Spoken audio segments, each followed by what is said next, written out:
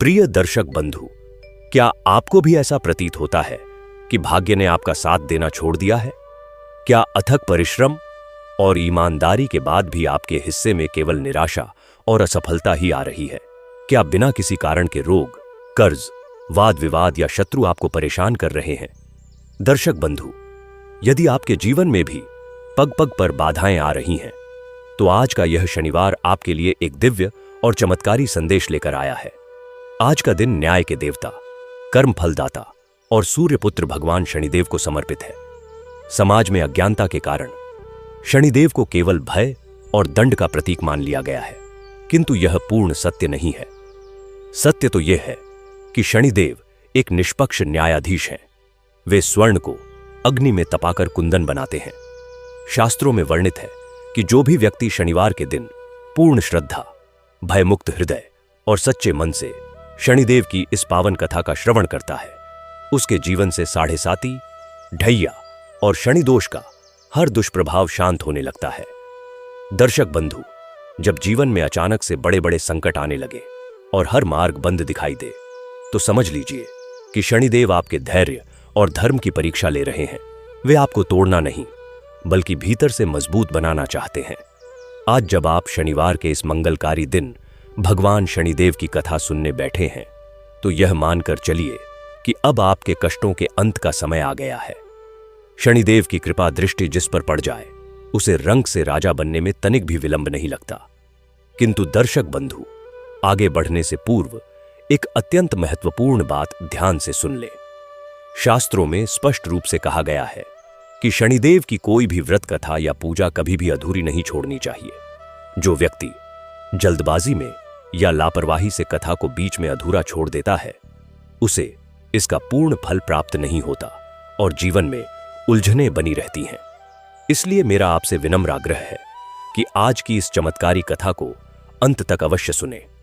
हो सकता है इस कथा का कोई एक प्रसंग आपके जीवन के सारे अवरोधों को नष्ट कर दे और शनिदेव आपके लिए सफलता के नए द्वार खोल दे। जो भक्त शनिदेव के न्याय और महिमा को सुनता है और उसे दूसरों तक पहुंचाता है, उस पर उनकी असीम कृपा हमेशा बनी रहती है। इसीलिए सच्चे सनातनी होने का अपना धर्म निभाएं। इस कथा को पूरे भक्ति भाव से लाइक करें, अपने परिवार और मित्रों के साथ साझा, शेयर करें, ताकि उनके जीवन के कष्ट भी दूर हों। और हां, हर शनिवार शनिदेव और नवग्रहों की ऐसी ही चमत्कारी कथाएं सुनने के लिए आपके अपने चैनल भक्ति स्टेशन को अभी सब्सक्राइब करना ना भूलें। तो आइए, मन को शांत कीजिए, अपने सभी दुख, संताप और भय भगवान शनिदेव के चरणों में अर्पित कर दीजिए। कमेंट बॉक्स में पूरे विश्वास और श्रद्धा के साथ लिखें, जय शनिदेव, और न्याय के देवता का स्मरण करते हुए इस परम कल्याणकारी शनिवार व्रत कथा की दिव्य यात्रा आरंभ करते हैं। प्राचीन काल की बात है। एक नगर में दीनबंधु नाम का एक अत्यंत ईमानदार और परिश्रमी लोहार रहता था। उस नगर की संकरी और धूल भरी गलियों के एक अंतिम छोर पर दीनबंधु की वह छोटी सी जीर्ण शीर्ण कुटिया थी, जिसके भीतर दिन रात धधकती हुई भट्टी मानो उसके कर्मयोग का साक्षात यज्ञ कुंड थी। आग की उस भयंकर तपन, उद्धने वाली चिंगारियों और धुएं के बीच अनवरत कार्य करने के कारण दीनबंधु के हाथ पूर्णतः काले पड़ी ढह चुके थे। उसकी त्वचा पर राख की परतें जमी रहती थीं और उसके वस्त्र सदैव मैले और पसीने से भीगे दिखाई देते थे। परंतु उस काले और धूल धूसरित आवरण के भीतर एक ऐसा हृदय धधकता था जो साक्षात दर्पण के समान स्वच्छ, निर्मल और किसी भी प्रकार के छल कपट से पूर्णतः मुक्त था। दीनबंधु का यह दृढ़ विश्वास था कि उसका यह कठोर श्रम ही उसकी सबसे बढ़ी तपस्या है। जब वह अपना भारी हथौड़ा उठाकर लाल तप्त लोहे पर पूरे बल से प्रहार करता, तो उस प्रहार से उत्पन्न होने वाली ठक ठक की ध्वनि में उसे किसी पवित्र मंत्र का नाद सुनाई देता था। उसकी कमाई अत्यंत अल्प थी, इतनी कि कभी कभी उसे एक समय के रूखे सूखे भोजन से ही संतोष करना पुड़ेटर ढहता था। किंतु उसकी ईमानदारी अडिग और हिमालय के समान अचल थी। उसने अपने पूरे जीवन में कभी किसी ग्राहक से एक भी अतिरिक्त मुद्रा नहीं ली, न ही कभी लोहे के वजन या गुणवत्ता में कोई समझौता किया। उसका एक नियम अत्यंत अद्भुत और करुणा से भरा था। चाहे वह स्वयं भूख से तड्डा धप रहा हो, परंतु अपने भोजन का पहला हिस्सा वह सदैव अपनी कुटिया के बाहर प्रतीक्षा कर रहे काले कुत्तों और कौओं को अत्यंत प्रेम से खिलाता था। वह मुस्कुराते हुए कहता था, इन निरीह प्राणियों की तृप्ति में ही मेरे आराध्य का संतोष छिपा है। एयुएम शन शनैश्चराय नमः का पावन जाप उसके होठों पर निरंतर प्रवाहित होता रहता था, जो उसे भट्टी की प्रचंड और झुलसा देने वाली ज्वाला के बीच भी एक पारलौकिक शीतलता प्रदान करता था। वहीं दूसरी ओर उसी नगर के मुख्य और सबसे संपन्न चौराहे पर करमचंद नाम का एक अत्यंत धूर्त, लालची और कुटिल लोहे का व्यापारी रहता था। करमचंद का व्यवसाय और उसका विशाल भवन पूर्णतः छल, कपट और दूसरों के शोषण की नींव पर खड़ग्गा था। वह दूर दराज के क्षेत्रों से अत्यंत सस्ता, दहा हुआ और खराब लोहा खरीदता और उस पर चमक चढ़ाकर उसे बहुमूल्य फौलाद बताकर भोले भाले लोगों को बहुत महंगे दामों पर बेचता था। करमचंद केवल धन का ही लोभी नहीं था, बल्कि वह धर्म का ढोंग रचने में भी अत्यंत निपुण था। वह लोगों के मन में मापा न्याय के देवता शनिदेव का भयंकर भय बैठाकर उन्हें सारे साथी और अनिष्ट का डर दिखाकर उनसे अनुष्ठान और तेल के नाम पर भारी धन ऐंठता था, जबकि स्वयं उसके पाषाण हृदय में न्याय या धर्म के प्रति रत्ती भर भी सम्मान नहीं था। जब कभी करमचंद अपने बहुमूल्य रेशमी वस्त्रों को संभालता हुआ और स्वर्ण आभूषणों से लदा हुआ दीनबंधु की उस छोटी सी कार्यशाला के पास से गुजरता, तो वह उसकी दरिद्रता और उसके पसीने से लथपथ काले शरीर को देखकर एक अत्यंत घृणास्पद और विभत्स अट्टहास करता। एक दिन करमचंद ने अपना रथ रुकवाया और अत्यंत उपहास उद्गाते हुए कहा, अरे ओ दीनबंधु, तू भी कैसा महामूर्ख है। दिन भर इस आग के नरक में जलता है। लोहे की यह कालिख अपने मुख पर मलता है, अपनी हड्डियां गलता है, फिर भी तेरे पास शाम को अपनी झोपड़ी में दीपक जलाने के लिए फूटी कौड़ी नहीं बचती। देख मुझे, मेरी तिजोरियां स्वर्ण से भरी हैं। मुझसे सीख, थोड़ी बेईमानी कर, थोड़े नापतौल में हेर फेर कर, और फिर जो भी पाप लगे उसके लिए शनिवार को शनि मंदिर जाकर थोड़ा सा तेल चढ़ा देना और पंडितों को दान दे देना। तेरे सारे पाप धुल जाएंगे। यह संसार धन से चलता है, तेरे इस पसीने से नहीं।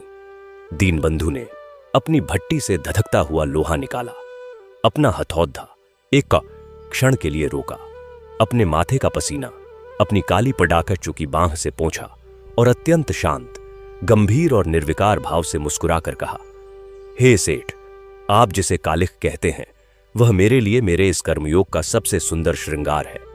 मेरा पसीना ही वह सच्चा तेल है जो मैं अपने न्याय के देवता के चरणों में नित्य अर्पित करता हूं, और मेरी यह ईमानदारी ही मेरी सच्ची और सबसे बड़ी पूजा है।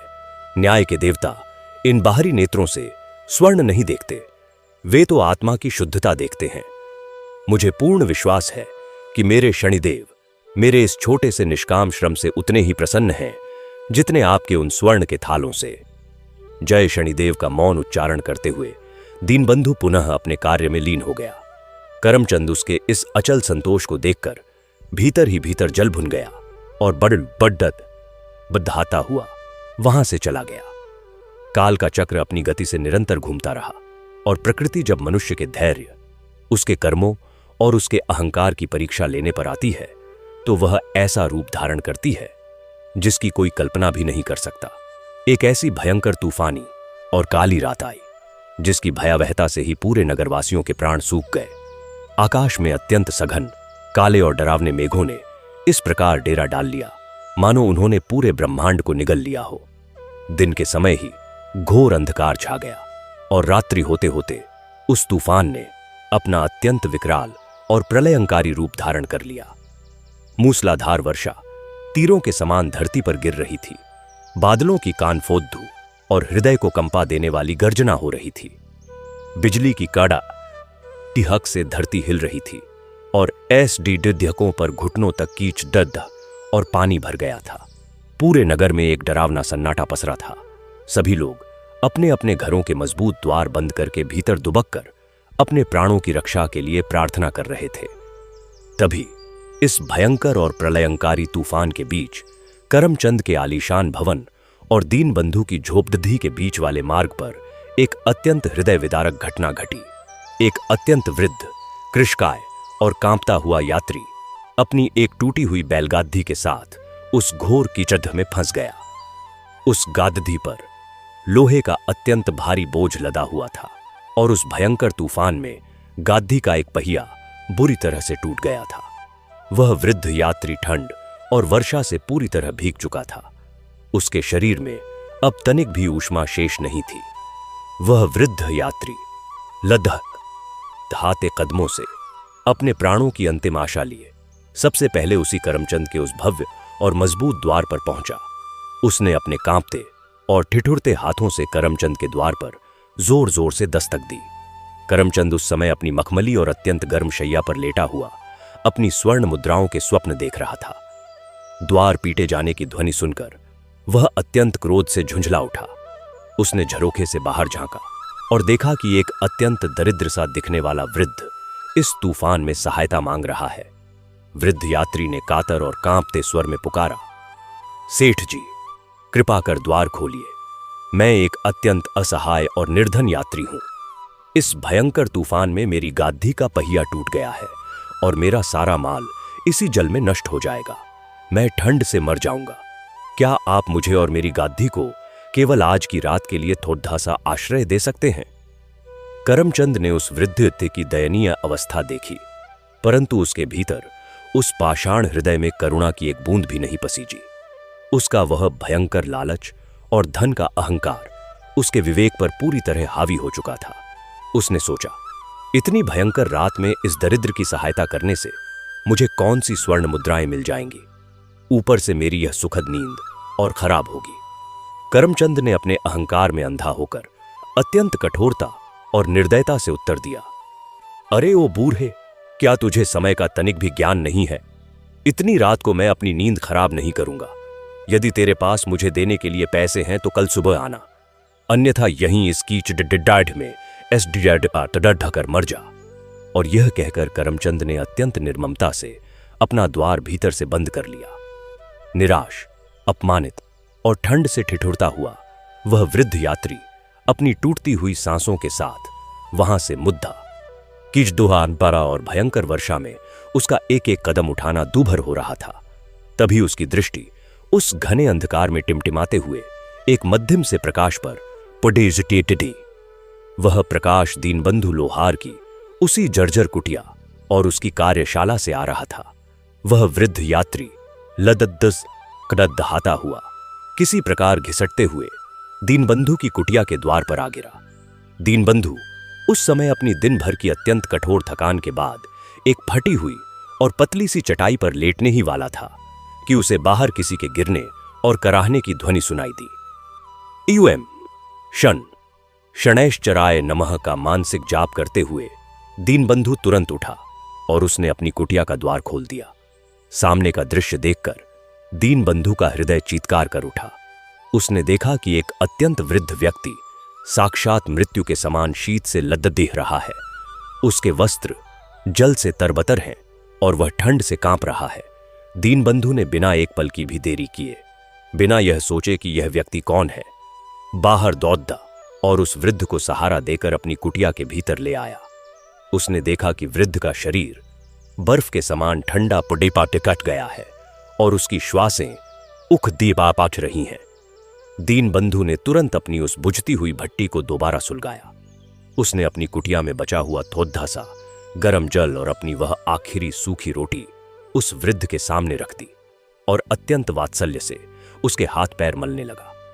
कुछ ऊष्मा प्राप्त करने के पश्चात वृद्ध यात्री ने कांपते हुए कहा, पुत्र, मेरे प्राण तो तुमने बचा लिए, पर मेरी उस गाधी को देखो जो उस कीचड़ में फंसी है।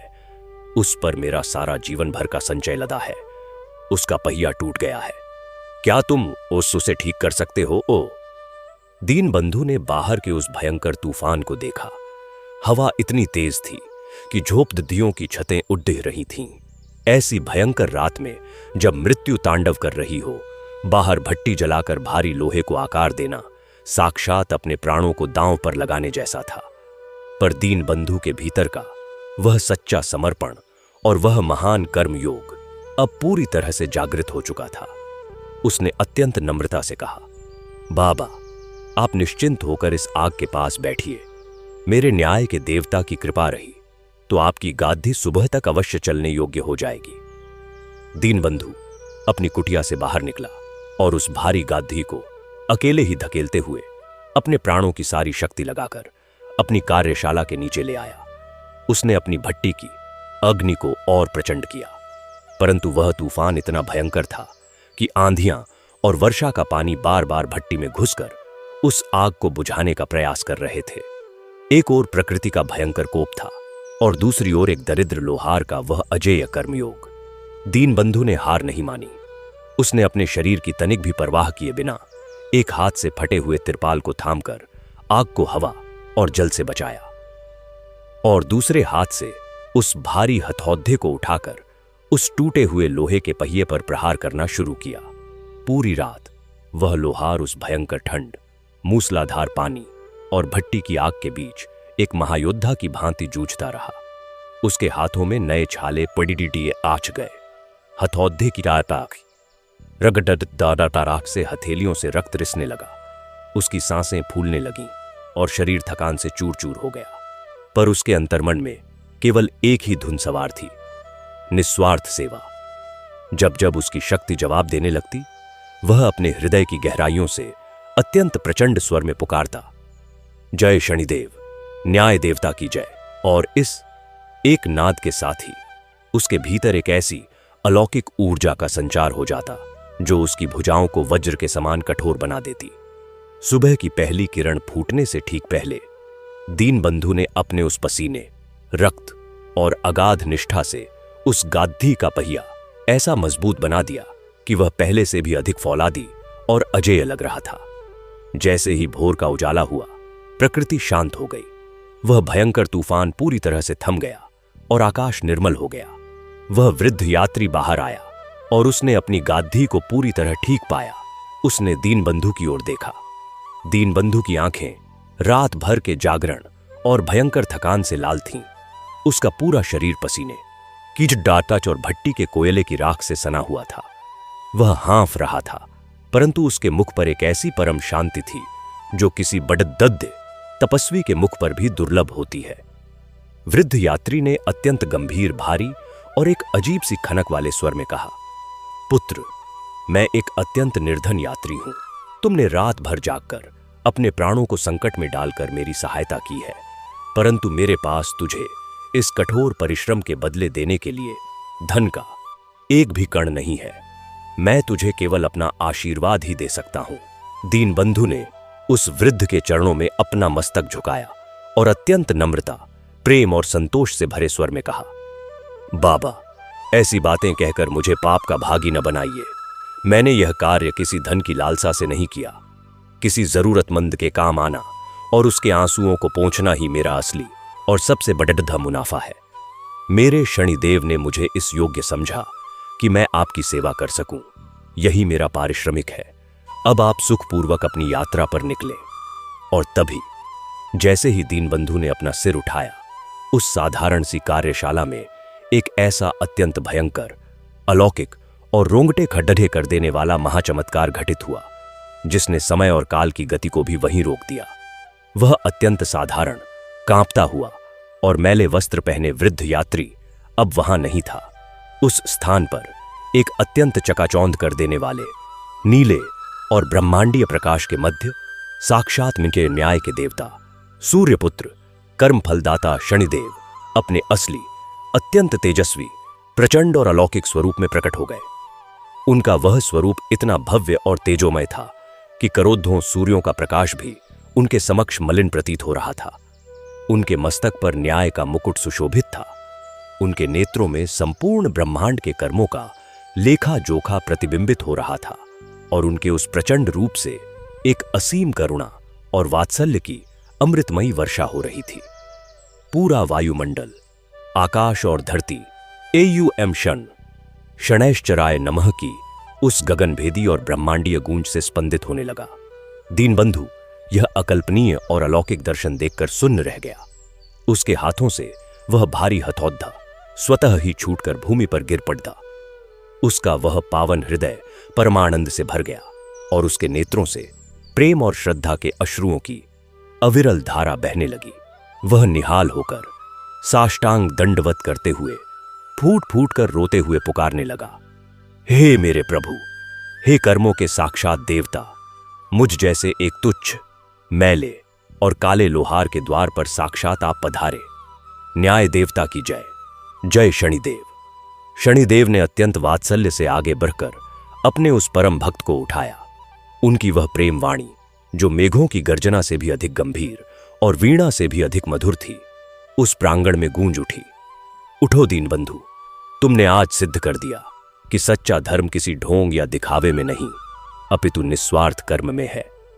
दीनबंधु, जो लोग मेरी पूजा से नहीं डरते बल्कि अपने कर्मों से डरते हैं, जो किसी असहाय की सहायता के लिए अपने प्राणों को संकट में डाल देते हैं, उन पर मेरी सबसे बड़ी और असीम कृपा होती है। तुमने उस अहंकारी करमचंद के विपरीत अपनी भूख और थकान को भूलकर मेरा यह रथ ठीक किया है। तुम्हारा यह पसीना मुझे संसार के किसी भी बहुमूल्य इत्र और तेल से अधिक प्रिय है।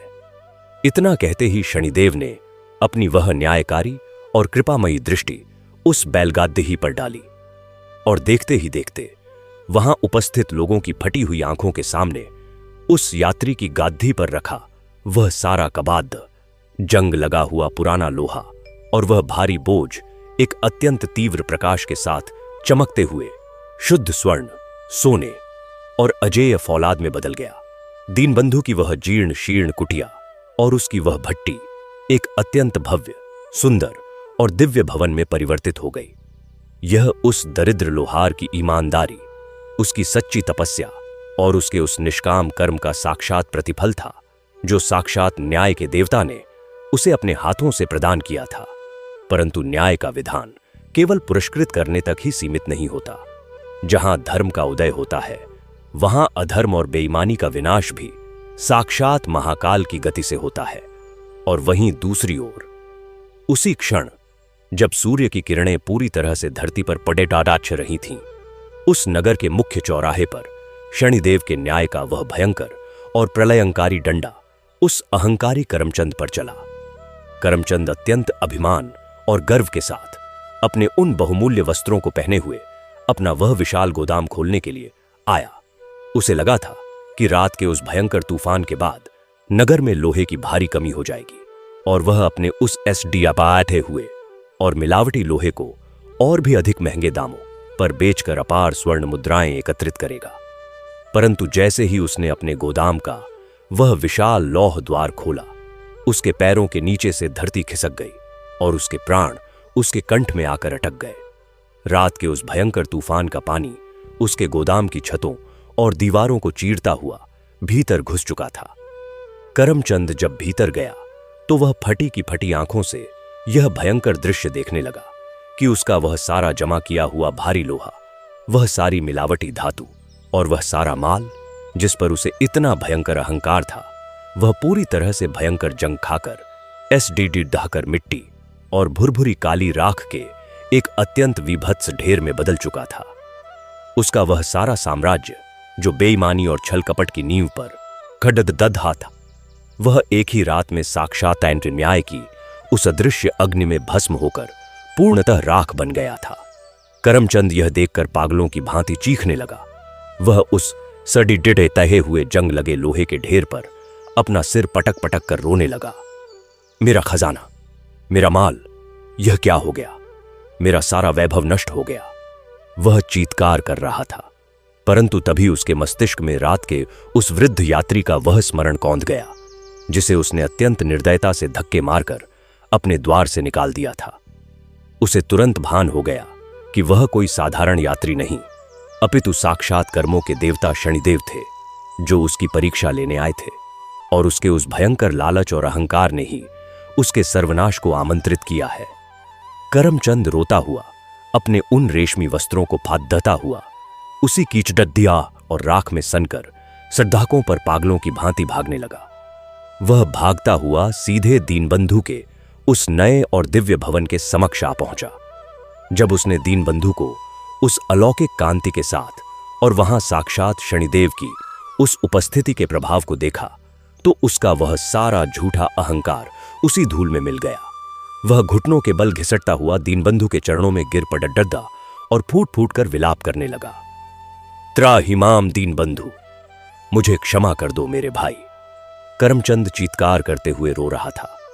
मेरा वह बेईमानी का धन, मेरा वह भयंकर अहंकार आज शनिदेव के नए न्याय ने मिट्टी और राख में मिला दिया है। मैं अत्यंत अज्ञानी था।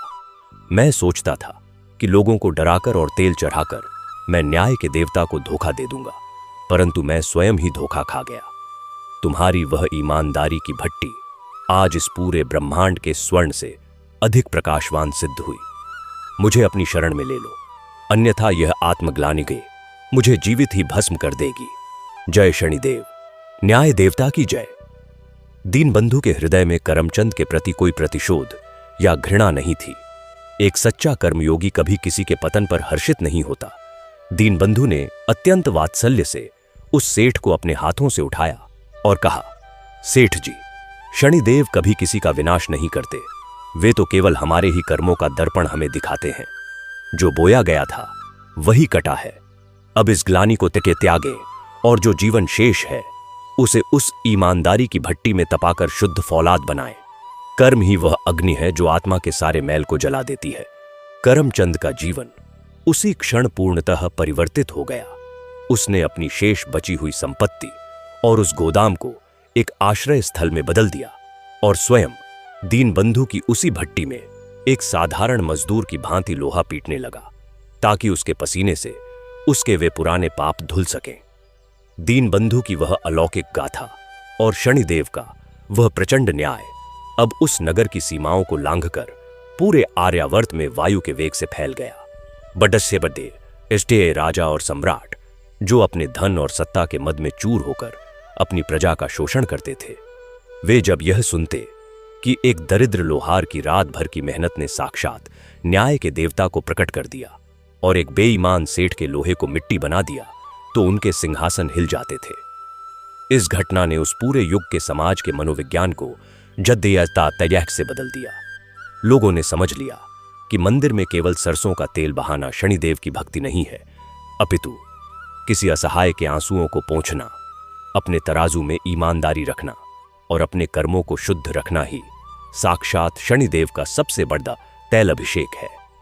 दीनबंधु ने उस प्राप्त हुए असीम स्वर्ण और वैभव का उपयोग स्वयं के लिए तनिक भी नहीं किया।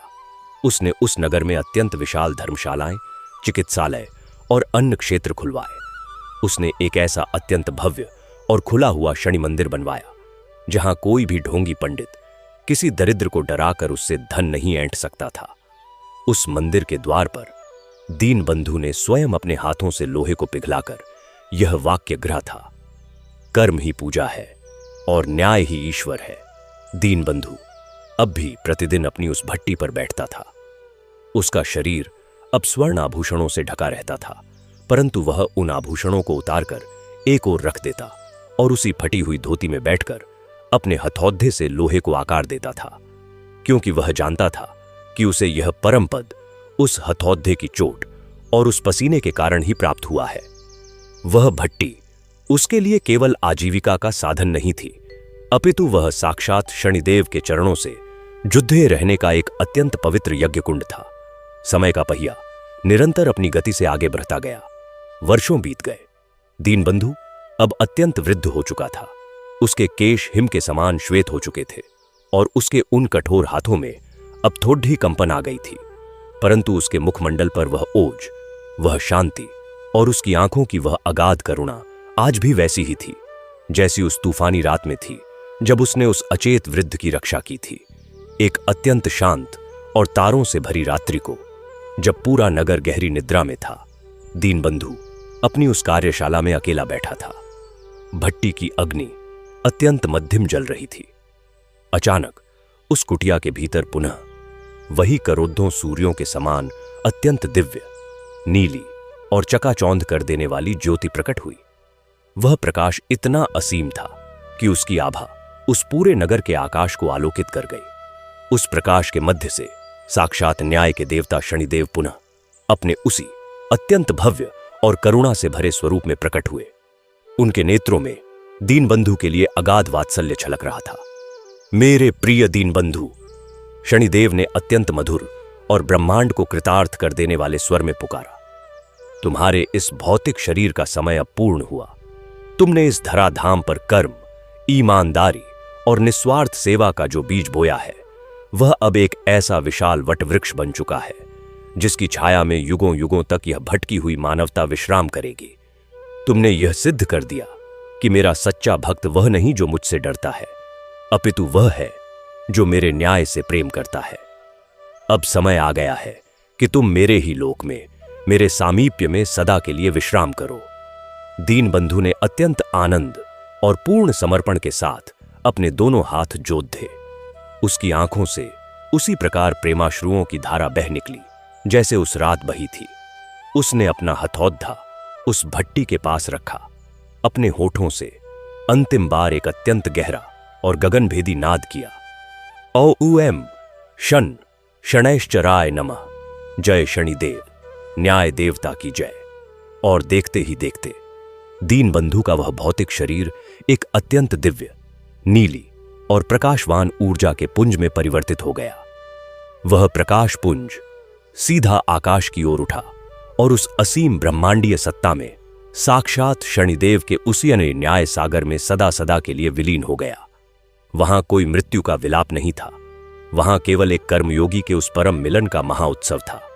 आकाश से सुगंधित पुष्पों की वर्षा होने लगी और संपूर्ण वायुमंडल में जय शनिदेव की अत्यंत पावन और मंगलकारी गूंज प्रवाहित होने लगी। दीनबंधु भौतिक रूप से इस संसार से विदा हो चुका था, परंतु उसकी वह शिक्षा, उसका वह हथौड़ा और उसका वह निस्वार्थ कर्म आज भी उस नगर की वायु में, वहां की भट्टी की अग्नि में और वहां के लोगों के हृदयों में पूर्णतः जीवित था।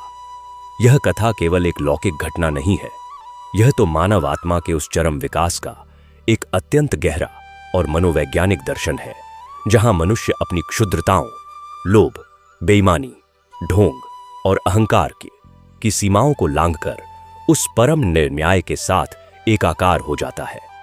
जब तक संसार में मनुष्य के भीतर कर्म की शुद्धता और ईमानदारी की एक भी चिंगारी जीवित है, तब तक दीनबंधु का वह हथौड़ा किसी न किसी भट्टी पर चलता रहेगा और साक्षात शनिदेव किसी न किसी रूप में उस बेईमानी को राख में बदलने और उस पसीने को स्वर्ण में बदलने के लिए प्रकट होते रहेंगे।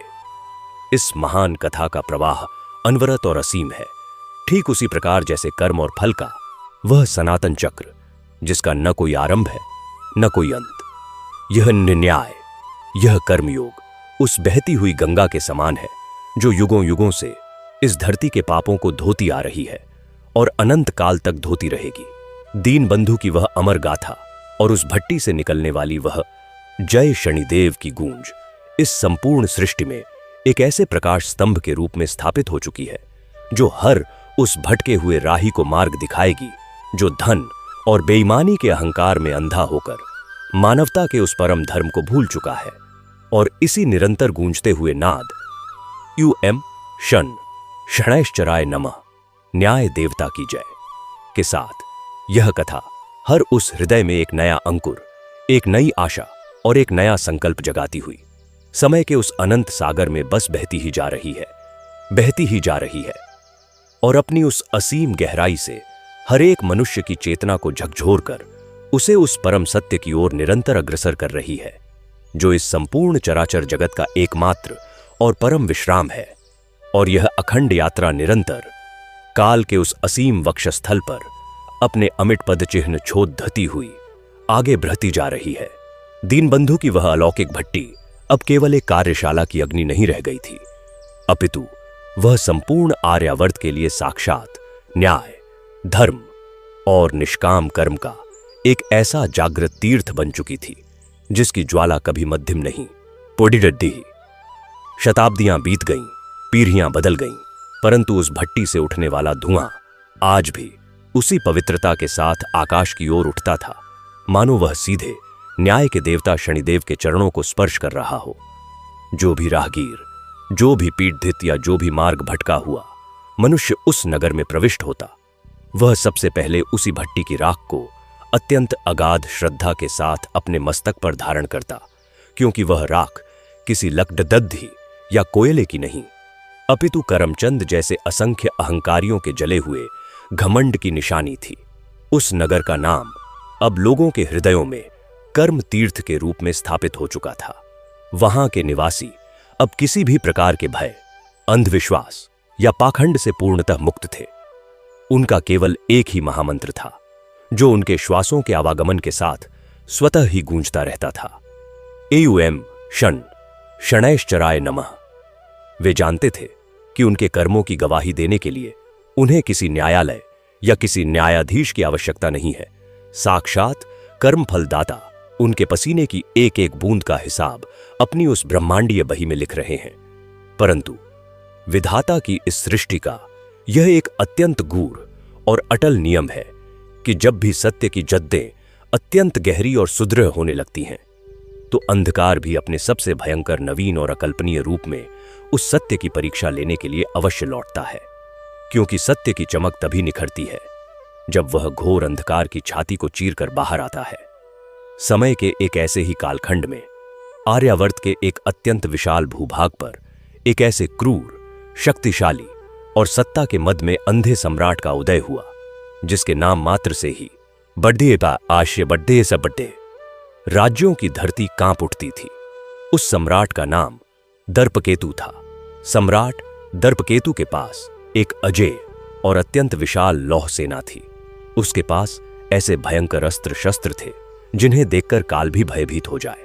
दर्पकेतु को अपनी तलवार की धार, अपनी सत्ता और अपने बाहुबल पर इतना विभत्स और प्रलयंकारी अहंकार था कि वह स्वयं को ही इस संपूर्ण चराचर जगत का ईश्वर मानने लगा था।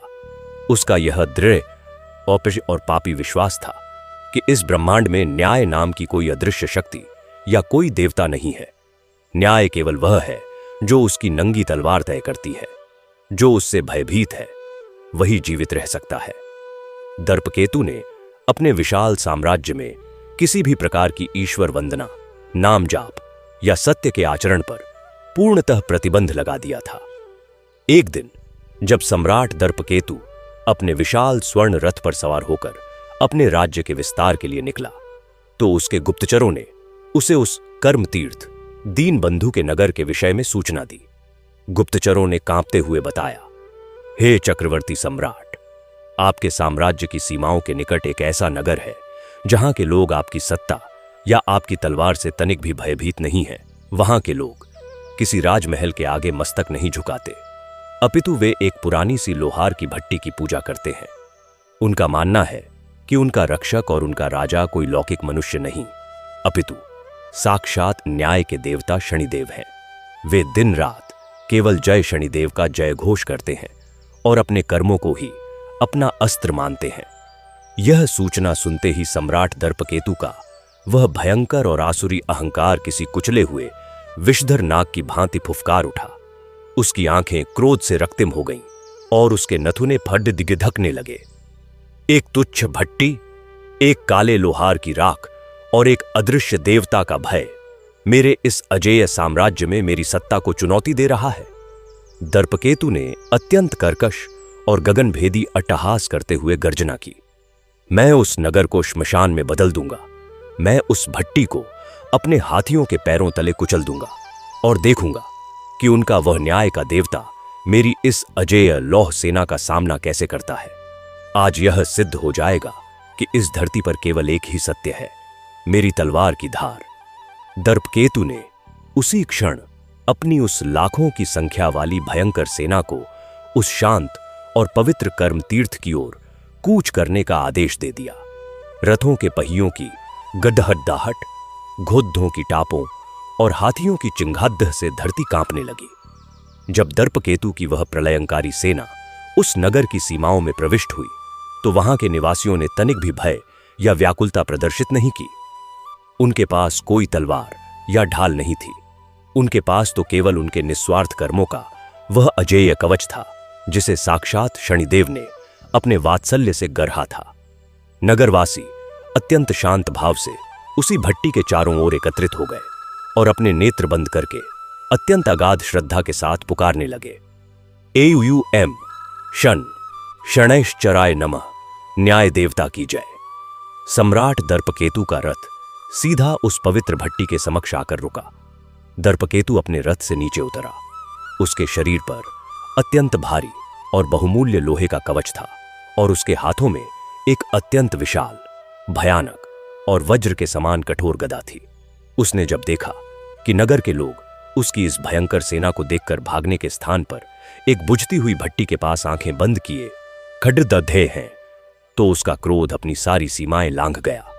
उस भट्टी के ठीक समीप एक अत्यंत वृद्ध, कृशकाय और दुर्बल सा मनुष्य खड्डदद्धा था, जिसका नाम सत्यकाम था।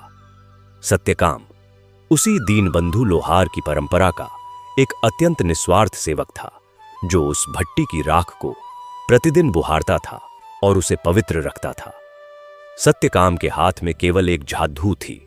दर्पकेतु ने अत्यंत घृणा और अभिमान से सत्यकाम की ओर देखा और गर्जना करते हुए बोला, अरे ओ मूर्ख और अज्ञानी भिक्षुक, तूने और तेरे इन पाखंडी नगरवासियों ने मृत्यु को स्वयं अपने द्वार पर आमंत्रित किया है।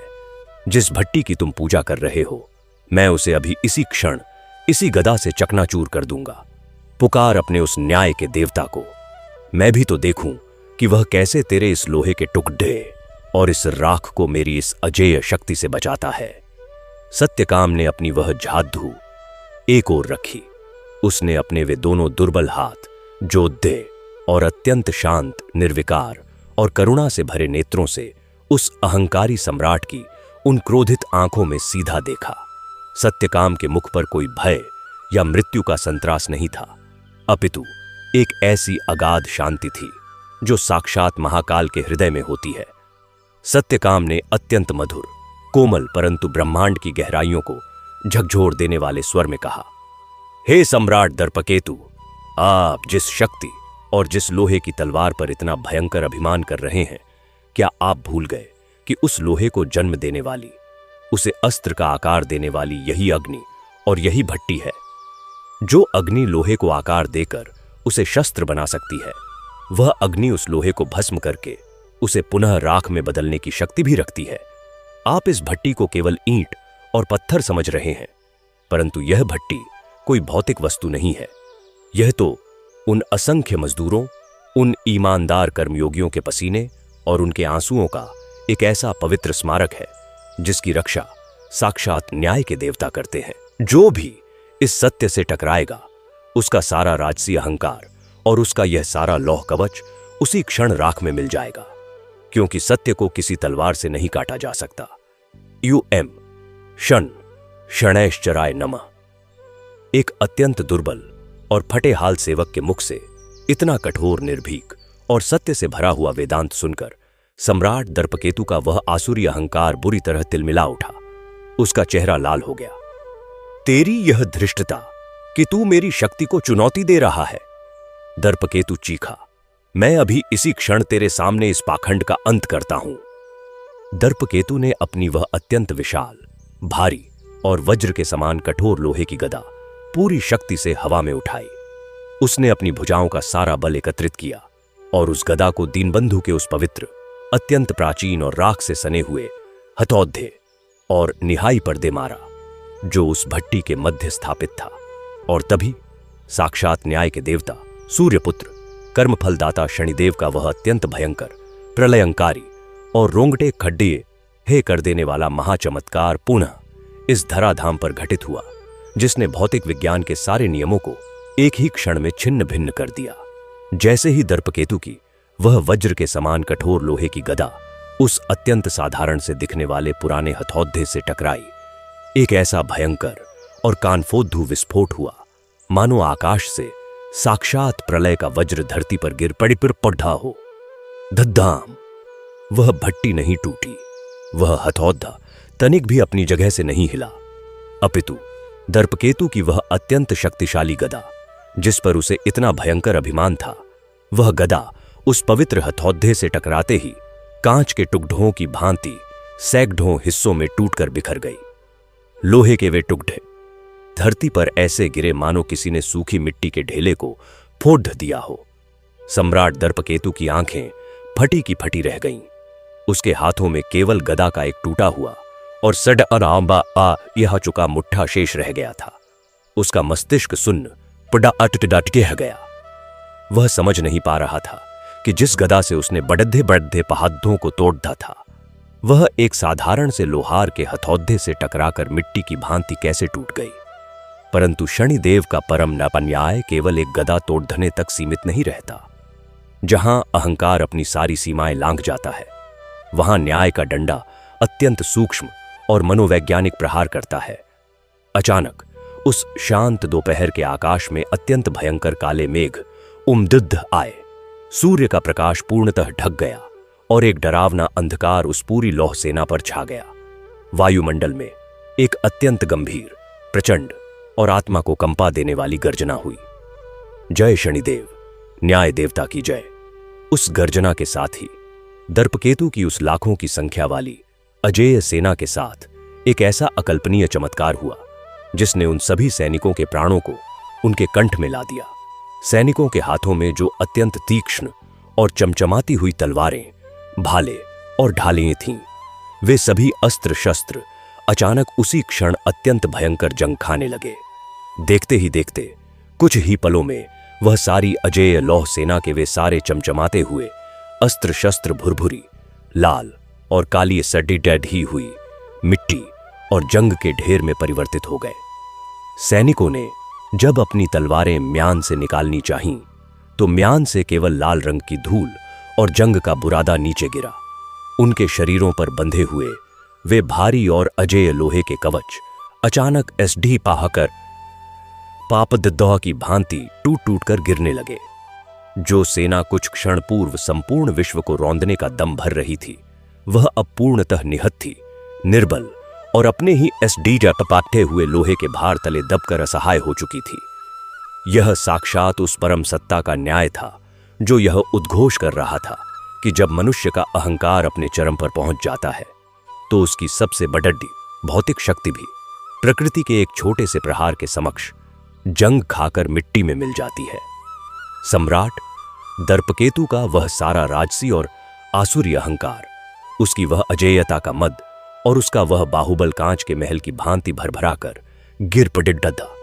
उसे अपनी ही श्वासों से भय लगने लगा। उसके मस्तिष्क में एक अत्यंत भयंकर मनोवैज्ञानिक सत्य कौंध गया। जिस लोहे पर वह इतना अभिमान कर रहा था, वह लोहा तो इस सृष्टि की सबसे साधारण धातु है और उसे धारण करने वाला यह शरीर भी केवल राख है। उसे साक्षात अपनी मृत्यु और अपने भयंकर कुकर्मों का साक्षात्कार होने लगा। उसने जिन निर्दोषों का रक्त बहाया था, उनके चीत्कार उसे उस जंग की गंध में सुनाई देने लगे। उसका पाषाण हृदय भयंकर पीधा और आत्मग्लानि से फट पड़ा। वह अपने उस टूटे हुए मुकुट को धूल में गिराते हुए अपने रेशमी वस्त्रों को फाद दहता हुआ घुटनों के बल उसी भट्टी की राख में गिर पड़ा। दर्पकेतु फूट फूट कर अत्यंत भयानक स्वर में विलाप करते हुए सत्यकाम के उन धूल भरे चरणों को पकड़ दहकर चीत्कार करने लगा। त्राहिमाम सत्यकाम, त्राहिमाम, मुझे क्षमा कर दो। मेरा वह भयंकर अहंकार, मेरा वह सत्ता का मद आज शनिदेव के इस न्याय ने पूरी तरह से राख में मिला दिया है। मैं अत्यंत अज्ञानी था।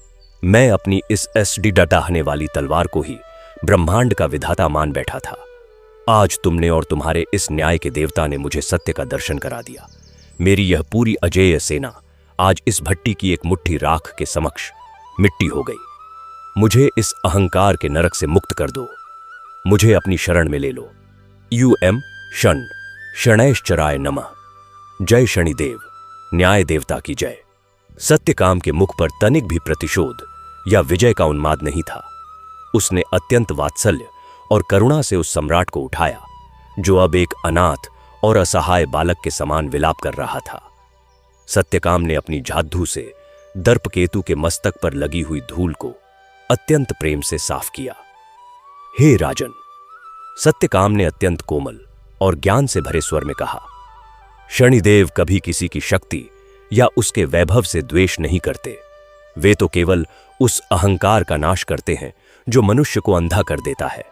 आपने जो शक्ति निर्दोषों का रक्त बहाने में लगाई, वही शक्ति आपका सबसे बड़ा रोग बन गई। यह भट्टी कोई चमत्कार नहीं करती। यह तो केवल प्रकृति का वह शाश्वत नियम है जो हमें स्मरण कराती है कि सब कुछ अंततः इसी राख में मिलना है।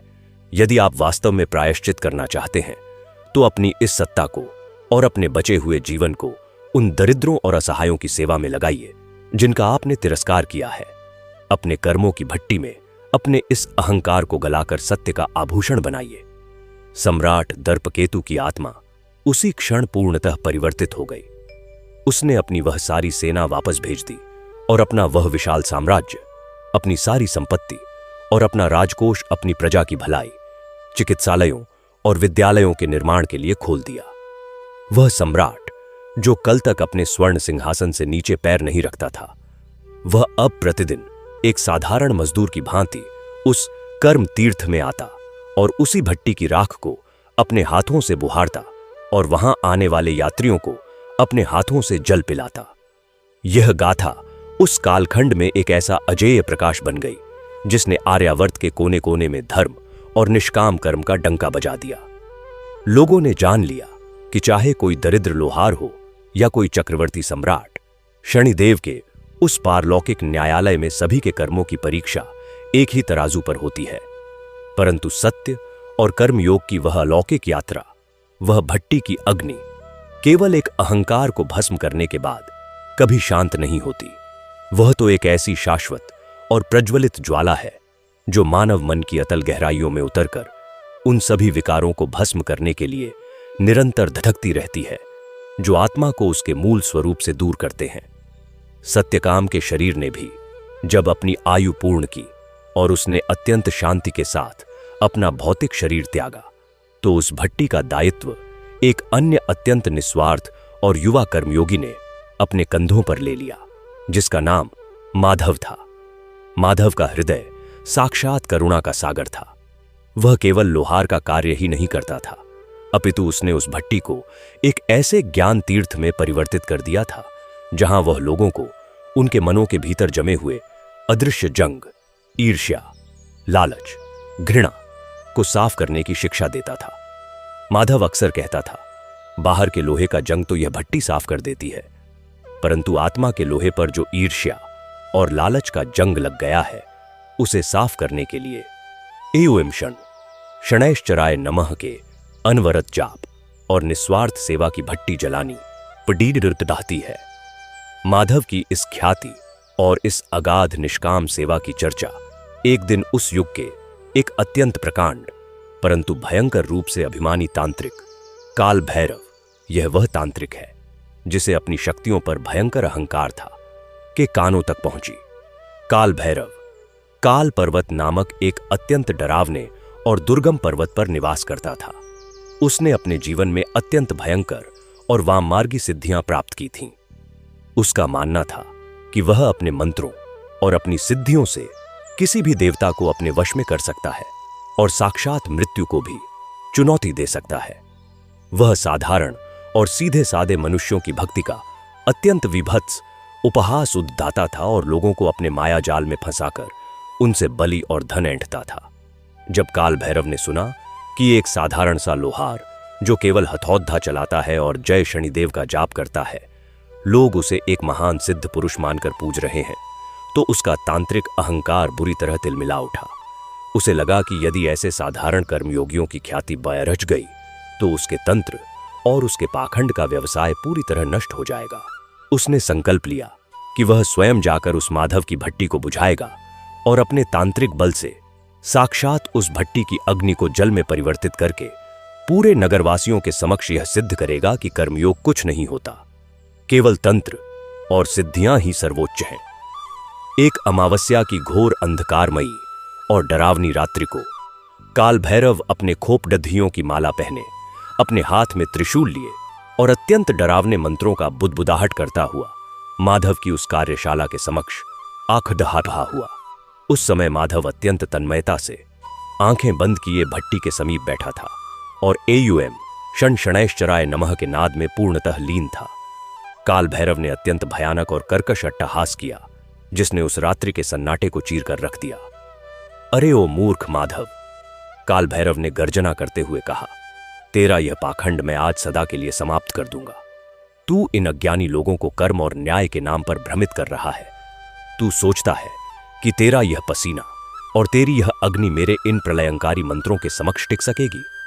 मैं अभी इसी क्षण अपनी तांत्रिक शक्तियों से तेरी इस भट्टी की अग्नि को पूर्णतः बुझाकर इसे बर्फ में बदल दूंगा और फिर देखूंगा कि तेरा वह न्याय का देवता तुझे मेरी इन शक्तियों से कैसे बचाता है।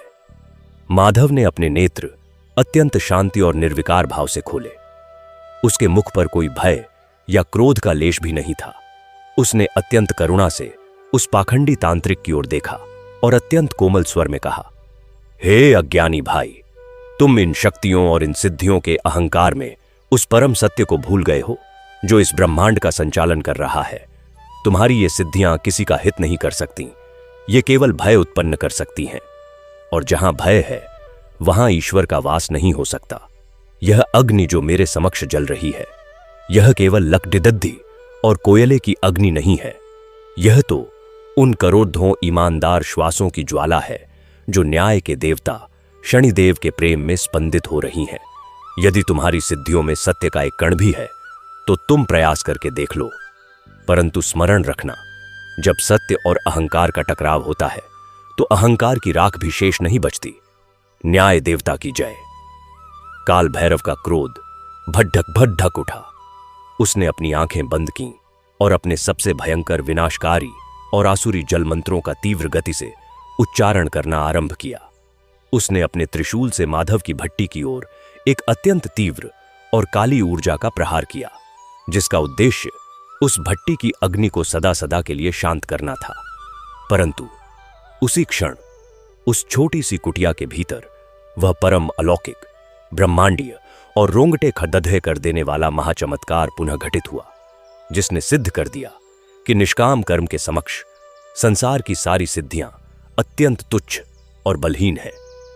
काल भैरव का वह भयंकर तांत्रिक प्रहार जैसे ही उस भट्टी की अग्नि के समीप पहुंचा, भट्टी की वह अत्यंत मध्यम और साधारण सी अग्नि अचानक एक अत्यंत भयंकर, गगनचुंबी और प्रचंड नीली ज्वाला में प्रस्फुटित हो उठी। वह नीली ज्वाला इतनी शक्तिशाली और तेजोमय थी कि उसने उस तांत्रिक प्रहार को उसी क्षण अपने भीतर समाहित करके भस्म कर दिया। और केवल इतना ही नहीं, उस प्रचंड नीली अग्नि से साक्षात शनिदेव के उसी डमरू और मणि न्याय के नाद की एक ऐसी भयंकर गर्जना उत्पन्न हुई जिसने काल भैरव की आत्मा को कंपा कर रख दिया। जय शनिदेव। उस नीली अग्नि का प्रकाश इतना तीव्र था कि वह सीधे काल भैरव के शरीर से जा टकराया, परंतु यह अग्नि उसके शरीर को जलाने के लिए नहीं थी। यह अग्नि तो उसके उस तांत्रिक अहंकार को जलाने के लिए थी जो उसने अपने भीतर वर्षों से पाल रखा था। जैसे ही उस प्रकाश ने काल भैरव को स्पर्श किया, उसके गले में पडही ही हुई वे खोपडहियों की मालाएं अचानक टूटकर फूल और बिल्व पत्रों में परिवर्तित हो गईं। उसके हाथ का वह भयंकर त्रिशूल जिस पर उसे इतना अभिमान था, वह स्वतः ही पिघलकर एक साधारण सी लोहे की छड़ी में बदल गया। उसके मस्तिष्क से वे सारे भयंकर मंत्र और वे सारी आसुरी सिद्धियां एक ही पल में कपूर की भांति वाष्प बनकर उद्दिह गईं। उसका मस्तिष्क पूर्णतः रिक्त हो गया। उसकी वह सारी भयंकर तांत्रिक शक्ति साक्षात शनिदेव के उस न्याय और एक सच्चे भक्त की उस भट्टी की अग्नि के समक्ष पूर्णतः शून्य हो गई। काल भैरव उस विशाल प्रांगण में एक असहाय, शक्तिहीन और अज्ञानी बालक के समान खड़दधा रह गया। उसे अपनी ही शून्यता का भान हुआ। उसे अनुभव हुआ कि उसने जीवन भर केवल अंधकार को पूजा था, जबकि वास्तविक प्रकाश तो इस दरिद्र लोहार की भट्टी में, उसके पसीने में और उसकी इस निष्काम सेवा में धधक रहा था। उसका वह भयंकर और पाखंडी अहंकार उसी राख में तडडड धप रहा था जहां वह स्वयं घुटनों के बल गिर पडडद्दा। काल भैरव फूट फूट कर रोता हुआ, अपनी छाती पीटता हुआ माधव के उन धूल भरे चरणों में साष्टांग दंडवत गिर पडडद्दा। वह चीत्कार करते हुए विलाप करने लगा, त्राहिमाम माधव, मुझे क्षमा कर दो मेरे गुरुदेव। मेरा वह भयंकर तांत्रिक अहंकार, मेरी वह पाखंडी सिद्धियां आज तुम्हारे इस न्याय के देवता की अग्नि ने पूर्णतः भस्म कर दी हैं। मैं अत्यंत अज्ञानी था। मैं सोचता था कि मैं मंत्रों से ईश्वर को बांध लूंगा, परंतु मैंने तो स्वयं अपनी आत्मा को अंधकार में बांध लिया था। तुम्हारी यह भट्टी की अग्नि मेरे उन लाखों मंत्रों से करोड़ों गुना अधिक पवित्र और सत्य है। मुझे इस अज्ञान के नरक से निकाल लो। मेरी आत्मा तड्डौपाहटेज हप रही है। मुझे भी इस एयुएम शनैश्चराय नमः के अमृत का पान कराओ। जय शनिदेव, न्याय देवता की जय। माधव ने अत्यंत वात्सल्य और बिना किसी विजय के अभिमान के उस रोते हुए और अपने पापों का प्रायश्चित करते हुए तांत्रिक को अपने हाथों से उठाया। माधव ने उसके आंसुओं को पोंछते हुए कहा, हे भाई, सिद्धियां मनुष्य को शक्तिशाली नहीं बनाती। मनुष्य को शक्तिशाली बनाती है उसकी करुणा और उसकी ईमानदारी। जब तक मन में श्रेष्ठता का अहंकार है, तब तक ईश्वर का वास नहीं हो सकता। तुमने अपनी शक्तियों का उपयोग दूसरों को डराने के लिए किया, इसलिए वह शक्ति तुम्हारा ही रोग बन गई। अब इस अज्ञान को छोड़ दो और अपने बचे हुए जीवन को उन दरिद्रों के आंसू पोंछने में लगाओ जिन्हें तुमने अपनी माया से भयभीत किया था। यही तुम्हारी सच्ची तपस्या होगी। काल भैरव की आत्मा उसी क्षण पूर्णतः परिवर्तित हो गई। उसने अपना वह काल पर्वत और वे सारी पाखंडी क्रियाएं सदा के लिए त्याग दीं। वह एक साधारण सेवक बनकर माधव की उसी कार्यशाला में आ गया और प्रतिदिन उस भट्टी की अग्नि में लोहे को तपाकर साधारण लोगों के उपयोग के लिए बर्तन और औजार बनाने लगा। जो व्यक्ति मृत्यु से नहीं डरता था, वह आज अपने कर्मों के फल से डरने लगा था। और माधव की वह अगाध निष्काम सेवा, शनिदेव का वह अखंड न्याय और उस भट्टी से उठने वाला वह पवित्र नाद अब एक नए और अत्यंत विशाल अंधकार को चीरने के लिए अपने उस अनवरत और असीम मार्ग पर निरंतर अबाध गति से आगे ही बढ़ता जा रहा था। माधव की यह यात्रा किसी भौतिक दिशा की मोहताज नहीं थी। यह तो मानव मन के उन अत्यंत सूक्ष्म और जटिल आवरणों को भेदने के लिए तत्पर थी, जहां स्वार्थ, लोभ, अहंकार और पाखंड की सबसे गहरी और काली परछाइयां निवास करती हैं। उस भट्टी की वह आग, वह हथौद्धे की ठक ठक की ध्वनि अब संपूर्ण ब्रह्मांड के कण कण में, हर उस श्वास में स्पंदित हो रही थी जो सत्य के मार्ग पर चल रही थी। और उसका यह अजेय और परम न्यायकारी प्रवाह इस संपूर्ण चराचर जगत को शिवमय और न्यायमय करने के लिए अनवरत बहता ही जा रहा था, बिना थके, बिना रुके और काल की सभी सीमाओं को पार करते हुए उस परम सत्य में एकाकार होने के लिए निरंतर गतिमान था। और यह अखंड यात्रा बस चलती ही जा रही थी, जो मानव के भीतर जमे हुए उस अत्यंत सूक्ष्म, अदृश्य और घातक अज्ञान को जद्दहिस्सा अपय से उखाड़ फेंकने के लिए संकल्पित थी, जो भौतिक धन या सिद्धियों से नहीं, अपितु झूठी पवित्रता और बौद्धिक श्रेष्ठता के भयंकर अहंकार से उत्पन्न होता है। काल भैरव के उस तांत्रिक अंधकार को अपने पसीने और निष्काम कर्म की भट्टी में भस्म कर देने के पश्चात माधव के वे नंगे, कठोर और लोहे की कालिक से सने हुए चरण अब आर्यावर्त के उस अत्यंत विख्यात और वैभवशाली नगर की ओर मुद्ध चले, जिसे पूरे भूमंडल में पुण्य नगरी के नाम से जाना जाता था। यह पुण्य नगरी कोई साधारण नगर नहीं था। यहां के भवन केवल श्वेत संगमरमर से निर्मित थे।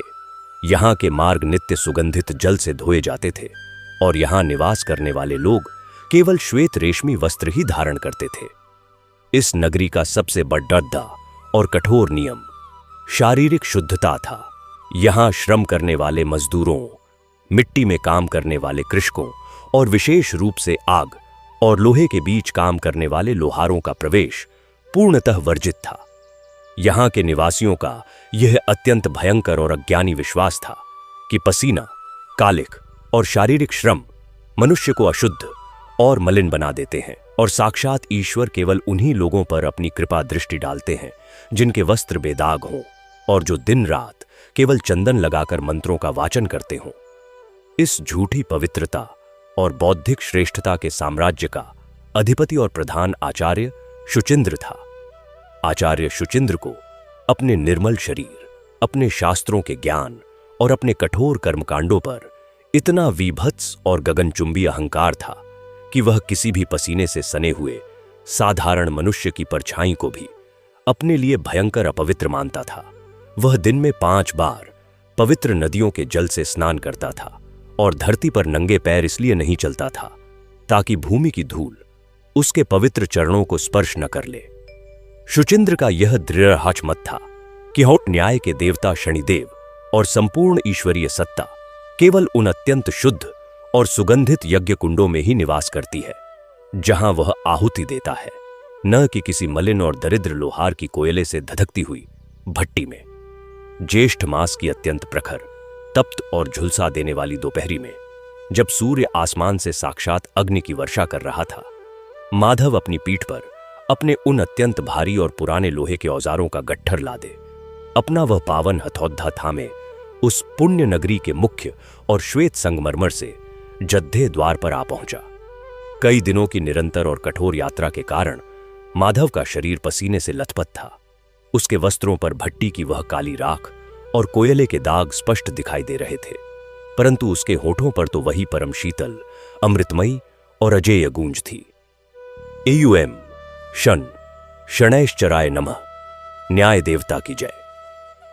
माधव ने जैसे ही अपने उन कालिख और धूल से सने चरणों के साथ उस अत्यंत स्वच्छ और पवित्र माने जाने वाले नगरी के द्वार में प्रवेश किया, वहां खड्डदद्दे पहरेदारों और द्वारपालों ने उसे अत्यंत घृणा और क्रोध से रोक लिया। पहरेदार अपनी नाक सिकोधते हुए और अपने रेशमी वस्त्रों को माधव की परछाई से बचाते हुए चिल्लाए, अरे ओ मलिन और काले मजदूर, तेरा यह दुस्साहस कि तू अपने इस सडिड्ढे हुए पसीने, इन गंदे लोहे के औजारों और इस कालिख से सने शरीर के साथ आचार्य शुचिंद्र की इस परम पवित्र नगरी में चला आ रहा है। तेरे इस पसीने की दुर्गंध और इस काले लोहे से हमारी यह पावन वायु अपवित्र हो रही है। इसी क्षण यहां से लौट जा, अन्यथा तेरी हड्डियां तोड़कर तुझे इसी मार्ग पर फेंक दिया जाएगा। माधव के मुख पर कोई क्षोभ, कोई भय या तनिक भी क्रोध नहीं था। उसकी आंखों में तो केवल एक अगाध करुणा थी, वह करुणा जो एक सच्चे कर्मयोगी के भीतर अज्ञानियों को देखकर उत्पन्न होती है। उसने अपने हथौद्धे को भूमि पर टिकाया, अपने दोनों काले और कठोर हाथ जोधे और अत्यंत धीमे परंतु आत्मा को झकझोर देने वाले स्वर में कहा, हे भाइयों, मेरा यह शरीर भले ही लोहे की कालिख और पसीने से सना है, परंतु मेरी आत्मा और मेरे कर्मों में केवल मेरे नए न्याय के देवता का नाम है। यह पसीना कोई अशुद्धि नहीं है, यह तो मेरे उस निस्वार्थ श्रम का जल है जिससे मैं अपने शनिदेव का अभिषेक करता हूं। क्या ईश्वर ने इस पसीने और इस कालिख का निर्माण नहीं किया? मैं यहां किसी को अपवित्र करने नहीं आया, मैं तो केवल अपने कर्म के मार्ग पर अग्रसर हूं। मुझे इस नगरी से होकर जाने दे। जय शनिदेव। तभी अपने श्वेत रेशमी वस्त्रों को संभालते हुए, हाथों में स्फटिक की माला लिए और माथे पर सुगंधित चंदन का बड्ढा सा लेप लगाए साक्षात आचार्य शुचिंद्र वहां आ पहुंचा। उसने जब माधव के उस काले, पसीने से सने और दरिद्र स्वरूप को देखा, तो उसका वह भयंकर झूठी पवित्रता का अहंकार किसी फुफकारते हुए नाक की भांति भद्दक उठा। शुचिंद्र ने अत्यंत तिरस्कारपूर्ण, कर्कश और घृणा से भरे स्वर में कहा, अरे ओ नीच लोहार, तूने अपने इस मलिन शरीर और इस अछूत लोहे के साथ मेरी नगरी की भूमि पर पैर रखकर ही महापाप कर दिया है। देवता केवल निर्मलता और बाह्य पवित्रता को स्वीकार करते हैं। तेरा यह पसीना, तेरी यह भट्टी की राख और यह तेरा कठोर श्रम ईश्वर के लिए एक घोर अपमान है। जिस शनिदेव का तू नाम ले रहा है, वे न्याय के देवता हैं। वे तुझ जैसे मलिन किड्ढों की परछाई से भी दूर रहते हैं। रक्षकों, इस अज्ञानी को धक्के मारकर बाहर निकालो और जहां जहां इसके यह काले कदम पुडिडे हैं, वहां गंगा जल का छिद्दकाव करके भूमि को शुद्ध करो। माधव अपने स्थान पर अचल खड़िदुढ़ा रहा। उसने आचार्य शुचिंद्र की उन अहंकार से अंधी हो चुकी आंखों में देखा।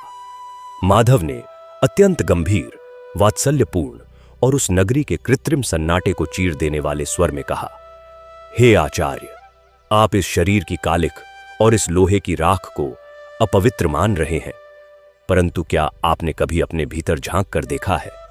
आपके हृदय में तो अहंकार, घृणा और दूसरों को नीचा दिखाने का इतना भयंकर कीचड़ डेका बाटाके जमा है जिसे संसार की कोई भी पवित्र नदी नहीं धो सकती। आप जिस पसीने से घृणा कर रहे हैं, वही पसीना तो इस सृष्टि का सबसे बढ़ा और पवित्र गंगाजल है, क्योंकि वह पसीना किसी को छलकर नहीं, अपितु ईमानदारी से बहाया गया है। जब तक आप इस झूठी पवित्रता और श्वेत वस्त्रों के पाखंड में जी रहे हैं, तब तक साक्षात ओच न्याय के देवता आपके उन सुगंधित यज्ञ कुंडों में प्रवेश कर ही नहीं सकते। ईश्वर तो वहां वास करता है। जहां पसीने की गंध और कर्मों की शुद्धता होती है। EUM क्षण, क्षणैश्चराय नमः। एक साधारण और काले लोहार के मुख से ऐसा कटु, निर्भीक और परम वेदांत का सत्य सुनकर शुचिंद्र क्रोध से पागल हो गया।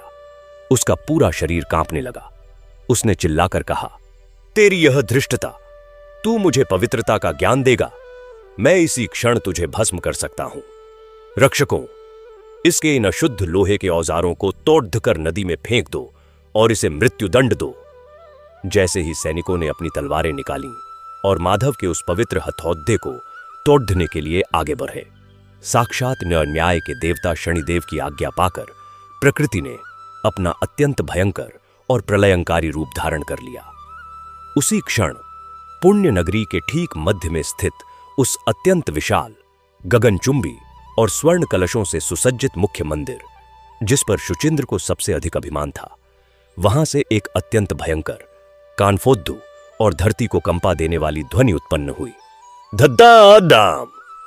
शुचिंद्र और उसके सैनिक भयभीत होकर मंदिर की ओर देखने लगे और उनके देखते ही देखते एक ऐसा पारलौकिक संकट उपस्थित हो गया जिसने उस पूरी नगरी के अहंकार की धज्जियां उद्धा दी। उस विशाल मंदिर का, जो अत्यंत भारी, प्राचीन और अजेय लोहे का मुख्य द्वार था, वह अचानक अपनी धुरी से खिसक गया और अत्यंत भयंकर ध्वनि के साथ आधा नीचे गिरकर पूरी तरह से जाम हो गया। वह द्वार इतना भारी था कि यदि वह पूरी तरह से गिर जाता तो मंदिर का मुख्य प्रांगण ही ध्वस्त हो जाता। द्वार इस प्रकार फंसा था कि मंदिर के भीतर स्थापित मुख्य प्रतिमा के दर्शन सदा के लिए बंद हो गए। पूरे नगर में हाहाकार मच गया। आचार्य शुचिंद्र दौड़ता हुआ वहां पहुंचा। उसने अपने सैकड़ों हट्टे कट्टे और श्वेत वस्त्र धारण किए हुए सैनिकों और पुजारियों को उस द्वार को उठाने और सीधा करने का आदेश दिया, परंतु वह द्वार तो साक्षात शनिदेव के न्याय के भार से दबा हुआ था। 100 लोगों ने मिलकर उस लोहे के भारी द्वार को धकेलने का प्रयास किया। उनके श्वेत वस्त्र पसीने से भीग गए, परंतु वह द्वार 1 इंच भी अपनी जगह से नहीं हिला। शुचिंद्र ने अपने सारे पवित्र मंत्र पे रच लिए, सारा सुगंधित जल और तेल उस द्वार के कब्जों पर डाल दिया, परंतु कोई लाभ नहीं हुआ। वह मंदिर सदा के लिए बंद होता हुआ प्रतीत हो रहा था। शुचिंद्र घुटनों के बल बैठ गया। उसका सारा ज्ञान, उसकी सारी बाह्य पवित्रता उस लोहे के एक निर्जीव द्वार के समक्ष पूर्णतः असहाय और तुच्छ सिद्ध हो चुकी थी। तभी उस अत्यंत तनावपूर्ण और हताशा से भरे वातावरण में माधव अत्यंत शांत कदमों से चलता हुआ उस मंदिर के प्रांगण में प्रविष्ट हुआ। उसके हाथों में उसका वही भारी और कालिक से सना हुआ हथौड़ा था। माधव को आता देख शुचिंद्र ने पुनः अपने अहंकार के वशीभूत होकर चीखा, रुक जा, तू इस पवित्र मंदिर के प्रांगण को अशुद्ध मत कर। तेरे इन काले हाथों से यह द्वार और भी अपवित्र हो जाएगा। माधव ने शुचिंद्र की बातों पर तनिक भी ध्यान नहीं दिया।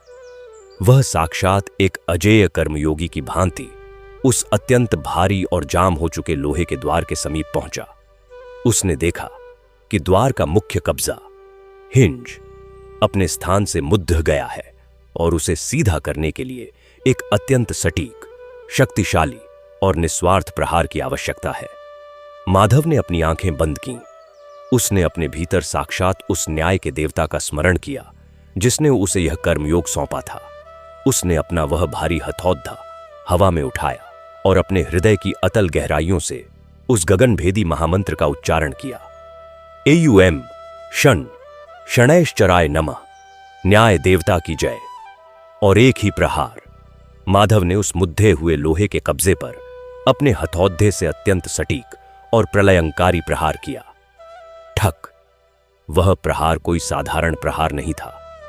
उस एक आघात में माधव की जीवन भर की ईमानदारी, उसका निस्वार्थ पसीना और साक्षात शनिदेव का वह अमोघ न्याय समाहित था। जैसे ही हथौड़ा उस लोहे से टकराया, वहां से एक अत्यंत दिव्य, नीली और चकाचौंध कर देने वाली चिंगारी प्रस्फुटित हुई और चमत्कार स्वरूप वह अत्यंत भारी, विशाल और अजेय लोहे का द्वार, जिसे सैकड़ों लोग हिला भी नहीं पा रहे थे, वह एक ही पल में मक्खन की भांति सीधा हो गया और अत्यंत सरलता से अपनी धुरी पर वापस स्थापित हो गया। मंदिर का मार्ग पूर्णतः खुल गया और भीतर से एक अत्यंत शीतल और पवित्र सुगंध बाहर आने लगी। परंतु साक्षात न्याय के देवता का परम चमत्कार तो अभी शेष था। उस एक प्रहार और उस नीली चिंगारी के साथ ही एक ऐसा भयंकर और मनोवैज्ञानिक विस्फोट हुआ जिसने उस पुण्य नगरी की झूठी पवित्रता को जद्दद्ध से उखाड़ फेंका। जैसे ही वह द्वार खुला, उस नीली आभा ने आचार्य शुचिंद्र और वहां उपस्थित उन सभी अहंकारी पुजारियों और निवासियों को स्पर्श किया, और देखते ही देखते उनके शरीरों पर चढ़े हुए वे अत्यंत स्वच्छ, बेदाग और श्वेत रेशमी वस्त्र, जिन पर उन्हें इतना भयंकर अभिमान था, वे सभी वस्त्र अचानक होकर अत्यंत काले, कीचड्ढ से सने हुए और भयंकर कालिक और दुर्गंधयुक्त चीथड़ों में परिवर्तित हो गए। उनके वे सुगंधित चंदन के लेप भुरभुरी राख बन गए। जो लोग शारीरिक श्रम और पसीने से घृणा करते थे, वे आज साक्षात उसी कालिक और पसीने में सने हुए खड्डदधे थे। और दूसरी ओर माधव का वह अत्यंत मैला, पसीने से भीगा हुआ और कालिक से सना हुआ शरीर उस नीली ज्योति के प्रभाव से साक्षात शुद्ध कुंदन और स्वर्ण के समान दमकने लगा। उसके उन काले हाथों से एक ऐसी अलौकिक दिव्य सुगंध आ रही थी जिसने पूरे नगर की वायु को शुद्ध कर दिया। उसकी वह कालिख अब साक्षात ईश्वर के परम पवित्र श्रृंगार के रूप में चमक रही थी। यह दृश्य देखकर आचार्य शुचिंद्र के पैरों के नीचे से धरती खिसक गई। उसका वह सारा जीवन भर का पाखंड, उसका वह खोखला ज्ञान और उसकी वह झूठी शारीरिक पवित्रता कांच की भांति चकनाचूर होकर उसी प्रांगण की धूल में मिल गई। उसे अब पूर्णतः भान हो गया था कि उसने जीवन भर केवल श्वेत वस्त्रों की पूजा की थी, ईश्वर की नहीं। और ईश्वर तो उस काले लोहार के पसीने में निवास करता है जो निस्वार्थ भाव से अपना कर्म करता है। शुचिंद्र रोता हुआ अपने उन काले और कीचड़ डिड्डिया आर से सने हुए फटे वस्त्रों को नोचता हुआ घुटनों के बल घिसट कर आगे बढ़ा और सीधे माधव के उन चरणों में गिर पड़ा। वह फूट फूट कर विलाप करते हुए अपने आंसुओं से माधव के पैर धोते हुए चीत्कार करने लगा। त्राहिमाम माधव, मुझे क्षमा कर दो। मेरा यह झूठी पवित्रता का अहंकार, मेरा यह श्रेष्ठता का मद आज तुम्हारे इस एक प्रहार ने मिट्टी में मिला दिया। मैं बाहर से स्वयं को स्वच्छ करता रहा, परंतु मेरी आत्मा इस कालिक से भी अधिक सटी चुकी थी। मैंने तुम्हारे इस पवित्र पसीने को अशुद्ध माना, जबकि यही पसीना साक्षात न्याय के देवता का सबसे बड़ा प्रसाद है। मेरा यह सारा ज्ञान, मेरी यह सारी शुद्धता तुम्हारे इस हथौध्याय की एक चोट के बराबर भी नहीं है। मुझे बचा लो, मेरे भीतर का यह अहंकार मुझे जला रहा है। AUM षण शणैश्चराय नमः। न्याय देवता की जय। माधव के हृदय में कोई विजय का उन्माद या प्रतिशोध नहीं था। उसने अत्यंत वात्सल्य और अगाध करुणा से उस रोते हुए आचार्य को अपने दोनों हाथों से उठाया। माधव ने उसके आंसुओं को पोंछते हुए कहा, हे आचार्य, ईश्वर इस बाहरी स्वच्छता या इन श्वेत वस्त्रों में निवास नहीं करते। वे तो केवल उस भाव के भूखे हैं जो एक निष्काम हृदय और ईमानदार कर्म में होता है। जब तक मन में किसी के प्रति घृणा या अपनी श्रेष्ठता का भाव है, तब तक कोई भी जल आपको पवित्र नहीं कर सकता। वास्तविक गंगा तो करुणा और श्रम है। जब आप अपने इस अहंकार को त्याग कर किसी पसीने से सने मजदूर को गले लगाएंगे, तब साक्षात शनिदेव आपके उस मंदिर में पुनः विराजमान होंगे। पसीना अशुद्ध नहीं है, अशुद्ध तो वह लालच और घमंड है जो मनुष्य को मनुष्य से दूर कर देता है। माधव के इन वचनों ने शुचिंद्र की आत्मा को पूर्णतः झकझोर कर रख दिया। शुचिंद्र का जीवन उसी क्षण से पूर्णतः परिवर्तित हो गया। उसने अपने वे श्वेत रेशमी वस्त्र सदा के लिए त्याग दिए और एक साधारण सूती वस्त्र धारण कर लिया।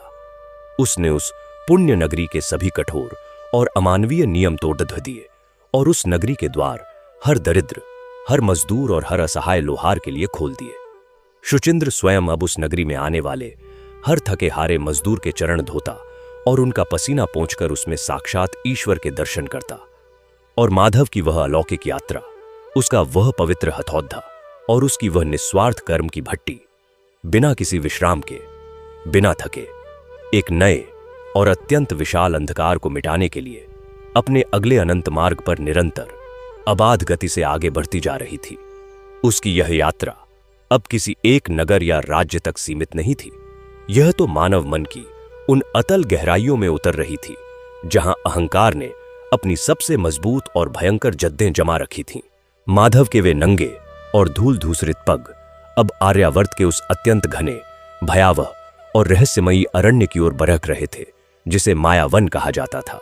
जनश्रुति थी कि इस वन में प्रवेश करने वाला कोई भी मनुष्य आज तक अपनी सुध बुध लेकर जीवित वापस नहीं लौटा। इस वन का अधिपति कोई राजा या साधारण तांत्रिक नहीं था, अपितु एक अत्यंत मायावी, कुटिल और रूप बदलने में माहिर यक्ष था जिसका नाम कपटेश्वर था। कपटेश्वर को अपने छल, अपने भ्रमजाल और अपनी मायावी शक्तियों पर इतना भयंकर अहंकार था कि वह स्वयं को इस सृष्टि का साक्षात नियंता मानता था। वह वन से गुजरने वाले हर राहगीर को अपने माया जाल में फंसाकर उनसे अत्यंत क्रूर कार्य करवाता था और उनके मनों में ऐसा भ्रम पैदा कर देता था कि वे सत्य और असत्य के बीच का भेद ही भूल जाते थे। वह सत्य को असत्य और असत्य को सत्य दिखाने में अत्यंत निपुण था। जब माधव अपनी उस भारी औजारों की पोटली को कंधे पर उठाए अत्यंत शांत और निर्भीक भाव से एयुएम शन शनैश्चराय नमः का अखंड और गगनभेदी जाप करता हुआ उस मायावन की सीमाओं में प्रविष्ट हुआ, तो वन के भीतर एक अत्यंत भयानक और मृत्युतुल्य सन्नाटा छा गया। वृक्षों की शाखाएं विषैले सर्पों की भांति प्रतीत हो रही थीं और वायु में भ्रम उत्पन्न करने वाली एक अजीब सी मादक गंध घुली हुई थी, परंतु माधव के होठों पर तो वही अमृतमयी और अजेय गूंज थी। जय शनिदेव। माधव के प्रवेश करते ही उस वन की भयंकर माया ने अपना कुटिल खेल आरंभ कर दिया। अचानक माधव के चारों ओर घोर अंधकार छा गया। उस अंधकार के मध्य से अत्यंत भयानक, विकराल और डरावनी आकृतियां उभरने लगीं। वे आकृतियां माधव को डराने का प्रयास करने लगीं। धरती कांपने लगी और माधव के मार्ग में अचानक आग के बढ़े बढ़े गोले और कांटों की वर्षा होने लगी। यह कपटेश्वर का मायाजाल था जो माधव के मार्ग को रोकने का प्रयास कर रहा था, परंतु माधव अपने स्थान पर अचल रहा। उसने अपनी आंखें नहीं खोलीं और न ही उसके नाम जाप की लय तनिक भी खंडित हुई। उसने अपने हथौद्धे को कसकर पगडड्डा और अत्यंत शांत भाव से आगे बढ़ता रहा। तभी एक अत्यंत भयंकर और कानफोद्धू अट्टहास के साथ वह मायावी यक्ष कपटेश्वर माधव के ठीक सामने प्रकट हुआ। उसका स्वरूप इतना भयानक और भ्रमित करने वाला था कि वह एक ही क्षण में सैकड़ों रूप बदल रहा था। कभी वह एक सुंदर स्त्री बन जाता तो कभी एक खूंखार सिंह। कपटेश्वर ने अपनी लाल और धधकती हुई आंखों से माधव को घूरते हुए गर्जना की, अरे ओ तुच्छ और मतिभ्रष्ट मानव, तेरा यह दुस्साहस कि तू अपने इन एसडेड हुए लोहे के औजारों के साथ मेरे इस मायावन में आ गया। क्या तुझे मेरे नाम और मेरे इस भ्रमजाल का भय नहीं? मैं साक्षात सत्य को असत्य में बदल सकता हूं। मैं तेरी आंखों के सामने तेरे इस न्याय के देवता को भी झूठा साबित कर सकता हूं। लौट जा यहां से, अन्यथा मैं तुझे ऐसा भ्रमित करूंगा कि तू जीवन भर पागलों की भांति इसी वन में भटकता रहेगा। माधव ने अत्यंत कोमल, निर्विकार और वात्सल्य से भरे स्वर में कहा, हे मायावी यक्ष, मैं तुम्हारे इस क्रोध, इस भ्रम और इन शक्तियों से तनिक भी भयभीत नहीं हूं। तुम अपनी माया के अहंकार में उस परम सत्य को भूल गए हो जो इन सब से परे है। यह जो भारी भार तुम अपने छलावों का ढो रहे हो, इसे उतार दो मेरे भाई। माया केवल आंखों को धोखा दे सकती है, परंतु जो हृदय साक्षात शनिदेव के न्याय से जुद्ध चुका हो, उसे ब्रह्मांड का कोई भी भ्रमजाल अपने वश में नहीं कर सकता। सत्य वह लोहा है जिसे तुम्हारी माया की आग पिघला नहीं सकती। एयुएम शन शनैश्चराय नमः। कपटेश्वर का क्रोध 7वें आसमान पर पहुंच गया। उसने अपनी सारी मायावी शक्तियों का प्रयोग करते हुए माधव पर अत्यंत भयंकर मानसिक प्रहार किया। उसने माधव की आंखों के सामने यह दृश्य उत्पन्न कर दिया कि माधव की पूरी कार्यशाला नष्ट हो गई है और साक्षात न्याय के देवता उसे छोड़ कर चले गए हैं। यह एक ऐसा मनोवैज्ञानिक प्रहार था जो किसी भी भक्त की श्रद्धा को जद्दिया डॉट से उखाड़ सकता था, परंतु माधव ने अपनी आंखें बंद कीं और अपने हृदय की अतल गहराइयों से उस महामंत्र का उच्चारण किया, एयुएम शन शनैश्चराय नमः, न्याय देवता की जय। और तभी एक ऐसा भयंकर और पारलौकिक चमत्कार घटित हुआ जिसने उस पूरे मायावन के अस्तित्व को ही हिलाकर रख दिया। माधव ने अपने उस पवित्र हथौड़े को उठाया और वन की उस भ्रमित करने वाली धरती पर एक अत्यंत प्रचंड और निस्वार्थ प्रहार किया। थक! वह ध्वनि केवल हथौड़े की नहीं थी, वह साक्षात महाकाल के उस अजेय न्याय का नाद था जो माया के हर आवरण को चीरने की क्षमता रखता है। उस प्रहार से एक अत्यंत तीव्र, नीली और चकाचौंध कर देने वाली ज्योति प्रस्फुटित हुई। वह ज्योति इतनी प्रचंड थी कि कपटेश्वर की सारी मायावी शक्तियां, वे सारे भ्रम और वे डरावने दृश्य एक ही पल में भस्म होकर राख में परिवर्तित हो गए। वन का वह सारा अंधकार उस नीले प्रकाश में विलीन हो गया। कपटेश्वर, जो कुछ क्षण पूर्व स्वयं को नियंता मान रहा था, वह अब अत्यंत दुर्बल, शक्तिहीन और अपने वास्तविक मलिन स्वरूप में आकर माधव के चरणों में गिर पड़ा था। उसका सारा अहंकार, सारा बल और सारी माया उस निष्काम कर्म और सत्य के प्रकाश के आगे तिनके की भांति उद्ध गई। वह फूट फूट कर रोते हुए माधव के चरण पगडकर क्षमा मांगने लगा। त्राहिमाम माधव, मुझे क्षमा कर दो, कपटेश्वर ने चीत्कार करते हुए कहा। मेरा यह छल का अहंकार आज टूट गया। मैं सत्य को माया से ढकना चाहता था, परंतु तुम्हारे इस हथौड़े की एक चोट ने मेरे सारे भ्रम को नष्ट कर दिया। मुझे अपनी शरण में ले लो। यूएम शन शनैश्चराय नमः। माधव ने उसे उठाया और कहा, छल और माया पतन का कारण है मेरे भाई। जब तक तुम इस भ्रम के जाल में उलझे रहोगे, तब तक तुम उस परम शांति को नहीं पा सकते। जागो और अपने भीतर के उस सत्य को पहचानो। और माधव की वह अलौकिक यात्रा, उसका वह हथौड़ा और उसकी वह न्याय की भट्टी अब उस अरण्य के हर अंधकार को मिटाते हुए, मानव के भीतर के हर सूक्ष्म अहंकार को चूर चूर करते हुए एक नए और अनंत मार्ग पर निरंतर अबाध गति से आगे बढ़ती जा रही थी, जो और भी भयंकर चुनौतियों को अपने शिव प्रेम और शनिदेव के न्याय के प्रकाश से मिटाने के लिए तत्पर थी। और उसकी यह अखंड यात्रा बस चलती ही जा रही थी, जो सदियों से मनुष्य की आत्मा पर अज्ञान, मोह और भ्रम की भयंकर परतें चढ़ा रही थी। कपटेश्वर के उस भयंकर मायावन को एक जागृत और पवित्र तपोवन में परिवर्तित करने के पश्चात माधव के वे नंगे, कठोर पसीने और कालिक से सने हुए पावन चरण अब अपनी अंतिम, सर्वोच्च और सबसे महान यात्रा की ओर मुद्ध चले। माधव का वह नश्वर शरीर अब अपनी आयु पूर्ण कर चुका था। भट्टी की उस भयंकर तपन, जीवन भर के उस अमानवीय कठोर श्रम और दूसरों के दुखों का भार ढोते ढोते उसकी हड्डियां जर्जर हो चुकी थीं। उसकी त्वचा पर झुर्रियों के रूप में उसके कर्मों का पूरा इतिहास अंकित था, परंतु उसकी आंखों में आज भी वही करोद्धों सूर्यों के समान धधकता हुआ तेज और अगाध करुणा का सागर हिलोरें ले रहा था। उसके होठों पर निरंतर प्रवाहित होने वाला वह महामंत्र यूएम शन शनैश्चराय नमः अब केवल एक ध्वनि नहीं रह गया था, अपितु वह उसके रोम रोम की धधक्कन और संपूर्ण ब्रह्मांड का स्पंदन बन चुका था। चलते चलते माधव आर्यावर्त के उस अत्यंत सुदूर, निर्जन और गगनचुंबी पर्वत शिखर पर जा पहुंचा, जिसे न्याय शिखर कहा जाता था। यह वह स्थान था जहां धरती का अभिमान समाप्त होता था और आकाश की शून्यता आरंभ होती थी। यहां कोई कोलाहल नहीं था, कोई मोह नहीं था, केवल एक अत्यंत गंभीर, नीरव और पारलौकिक सन्नाटा पसरा हुआ था। वहां की वायु भी अत्यंत आदर और भय के साथ बह रही थी। माधव ने उस सर्वोच्च शिखर पर पहुंचकर अपनी वह अत्यंत भारी और पुरानी औजारों की पोटली अपने थके हुए कंधों से उतारी। उसने अपना वह पवित्र और कालिक से सना हुआ हथौड़ा, जो दीन बंधु की परंपरा का साक्षात गवाह था, अत्यंत श्रद्धा से उस पर्वत की सबसे ऊंची चट्टान पर रख दिया। माधव का शरीर अब और एक भी कदम चलने में असमर्थ था। उसकी श्वासें अत्यंत धीमी पुडी आच गई थीं। उसने अपने वे दोनों काले, कठोर और पसीने से सने हुए हाथ जोत दे।